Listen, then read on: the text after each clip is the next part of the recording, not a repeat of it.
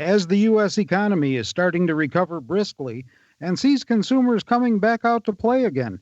Producers of goods are increasingly finding themselves in a similar situation, that is, shortages for various products. Our chief equity strategist and economist, John Blank, helps us understand what's going on in that area.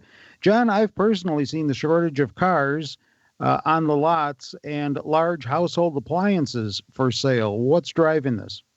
Yeah, Terry, we need to step back to the shutdown period of last summer to begin this tale. What happened at that time is the automaker production lines around the country were shut down on the COVID pandemic, 8 weeks.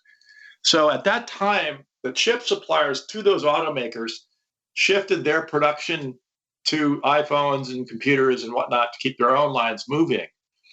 And when the automakers got back online, they couldn't get the chips suppliers to give them chips. And this started to lead to an attrition of new cars on a lot of lots across automakers across the country.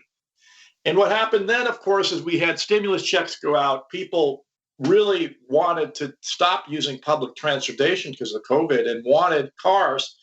And so they went to the lots, emptied what was already depleted with inventory with more demand.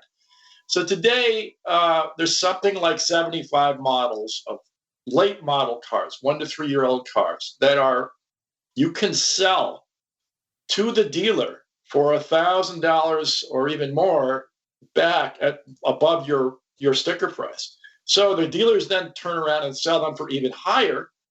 And this is the used price car inflation that you hear about. Now, I should point out to everybody that this is really problematic from a financial market perspective down the road. And why is that? Because when this supply shortage disappears, and it will, not sure when, but it will, all of these people who are buying the top of the market in used cars and have taken loans out to do so are going to find out that their car is worth $15,000 to $20,000 less than it is today. And that is setting up a huge securitization debacle like 2008 for the automakers, because all of these loans, just like the home loans, are securitized and sold and packaged just like the '08 crisis, but for autos. And then, of course, similar euphoria is going on within the housing market itself. So all of this is actually quite concerning. So there's a real negative implication here for the recovery process, right? There is, Terry. There's a lot of different dynamics to this story, not least of which is just this is the evidence of the chip shortage in real time. And we can then abstract from just the automakers to all across all production lines in the economy of the United States and many others around the world. Apparently, this is a global phenomenon. And so this is what we're seeing in supply chain shortages across a number of different industries. If you read the ISM PMI reports and go to the comment section, you will find all kinds of these shortages across all kinds of supply chains. And does the shortage really help to keep inflationary pressures revved up here over the short term? Absolutely, yes. That is the simplest answer, Terry. And we just simply do not know the endurance of that move, but it can be much longer than the language, quote, transitory is spelling out for people. Transitory might mean, multiple months. And against this background, John, what do you think of the latest consumer price data? Was it more or less a non-event? To me, it was at this point. I mean, we're looking at very high, spiky inflation numbers off of last summer. Much like I told you about the auto story, we do have to look back in different ways to the pricing story of last summer. Obviously, nobody could go out, so nothing was bought, so the prices were very low.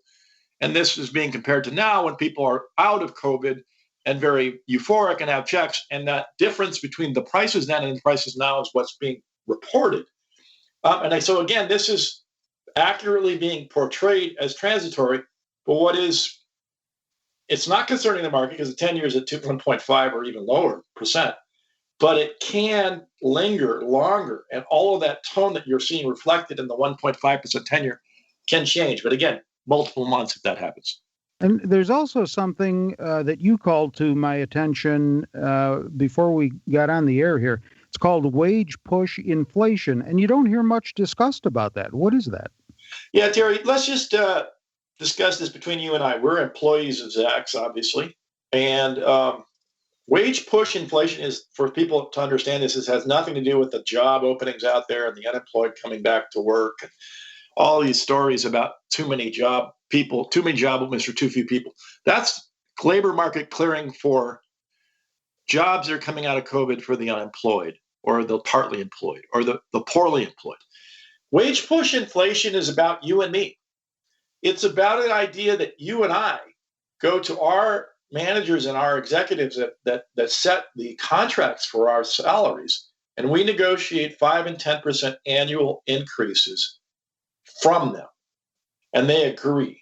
So, Terry, I just throw it back to you. What scenario would have to entail for us to achieve 5 to 10% annual increases for our salaries? A miracle for mine. I don't know about yours. Right. Truly a miracle. But the answer is, simply put, it would have to be broad price inflation that's hitting the entire economy, not used car prices, not the CPI, but simply everything, everywhere, and everybody feeling like their purchasing power is being eroded by it. So it has to be a very wide, broad spread, probably monetary driven, and certainly governmental driven phenomenon on both sides of that. Because there's no way this would happen with you and I just pressing the case. It would have to be that the boss just said, hey, everybody's doing it. We got to do it too. Yeah. And so, what does everything that we've discussed here do to your economic outlook as we go into the second half of the year? I'm still pretty bullish on the second half of the year because you have a very strong element of mobility that's being created by the vaccination drive in the United States, and you have more mobility being created by other vaccination drives around the world. And it's the second part that may ultimately be contributing the growth, and that does factor into the S&P 500 because 40-some% of the S&P 500 earnings are abroad. So there's another kicker here to these euphoric moments, and it's coming from abroad next. We can't leave out oil because there's also an economic impact to oil that's moving higher, right? Oil is a little trickier story. I talked about this on a news show a few days ago. Oil's at $73 a barrel, which is where it was in 2018 at the top of the cycle. However, that is just a technical story. The real story here is there's 450 oil rigs in the United States going versus like 1,500, back in the day. So this is a very different scenario. What's going on is OPEC Plus has continued to restrict output way beneath the demand that's in place in the global economy. So this is entirely rigged. It's entirely produced by OPEC Plus.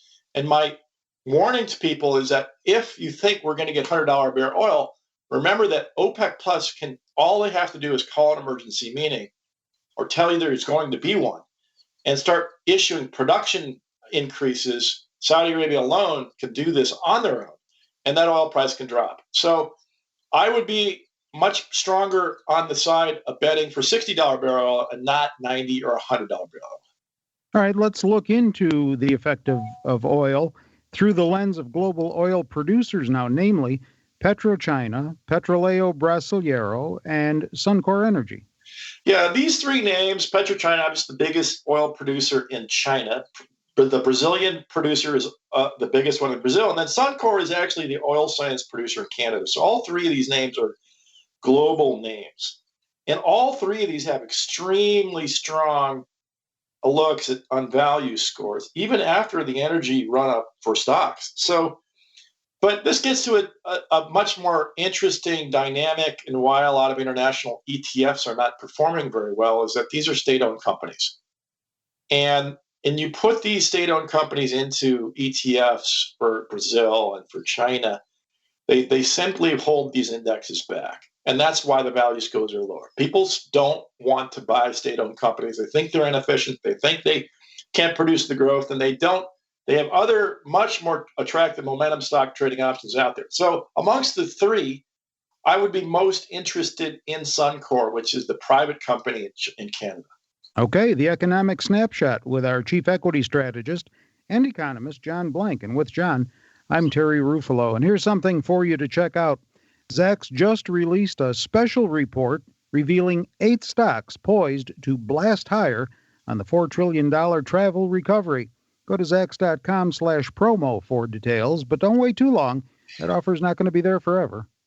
This material is being provided for informational purposes only, and nothing herein constitutes investment, legal, accounting, or tax advice, or a recommendation to buy, sell, or hold a security. Do not act or rely upon the information and advice given in this podcast without seeking the services of competent and professional legal, tax, or accounting counsel. Publication and distribution of this podcast is not intended to create, and the information contained herein does not constitute an attorney-client relationship. No recommendation or advice is being given as to whether any investment or strategy is suitable for a particular investor. It should not be assumed that any investments in securities, companies, sectors, or markets identified and described were or will be profitable. All information is current as of the date herein and is subject to change without notice. Any views or opinions expressed may not reflect those of Zacks Investment Research as a whole.